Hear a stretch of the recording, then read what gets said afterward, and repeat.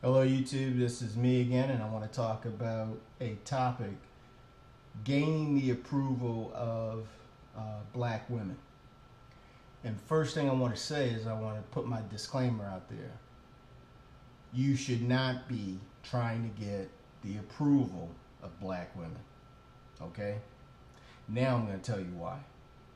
First and foremost, black women believe they own you. Okay? And when I say they own you, I don't mean like when you're on the basketball court and you can score at will and I own that dude. No, not like that. At least there's a game being played. Okay? And you know, I could trip you and you could fall and I could take the ball and I could score. And you know, I got a chance in that situation.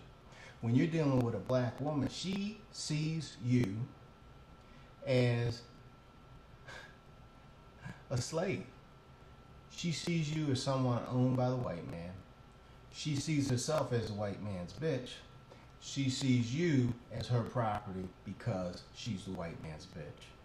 She doesn't care about you.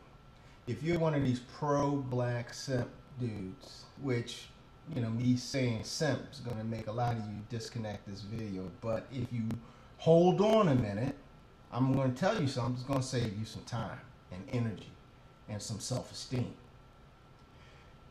When you're around these women, they're complaining about black men. And your response is, all black men aren't like that. I'm not like that. And they keep talking. They keep saying the same old thing.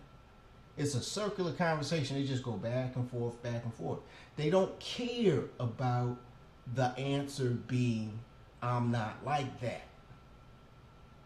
And by you subjecting yourself to them telling you that all black men are pieces of garbage, you are slowly becoming a piece of garbage. You are slowly eroding your own self-esteem. Or you're inflating your ego because you believe that what they're saying is true. And if I'm different than that, then I must be better. However, there's a disconnect because these women are not flocking to me because they say that this is the reason why they're not dating a black man now. But that's not the reason why, okay? They're simply reinforcing their biases, their hatred, okay, for black men and their love for white men. And if they convince themselves that you aren't anything, then it justifies their race betrayal, okay? And it is race betrayal, not just because they're going in the direction of a white man. It's what they do to get there. They devalue black males, black sons, black brothers, black fathers. They devalue those people so that they can feel comfortable doing something that their own personal self-hatred directs them towards. Okay? So if you're using your time and energy and emotions trying to get their approval, you are wasting it.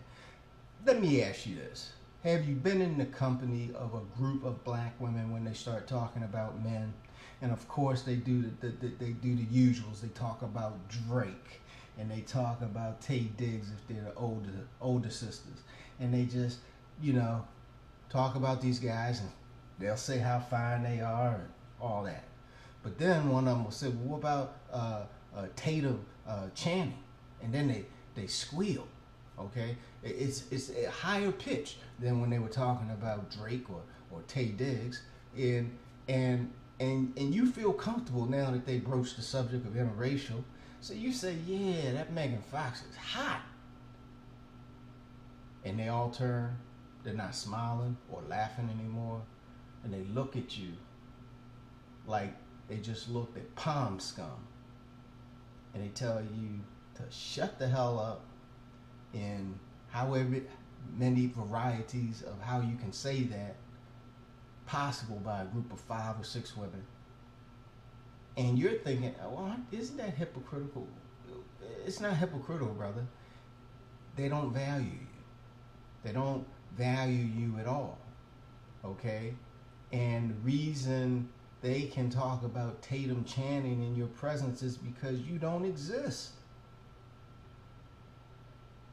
I hope that soaks in. I hope you get this message.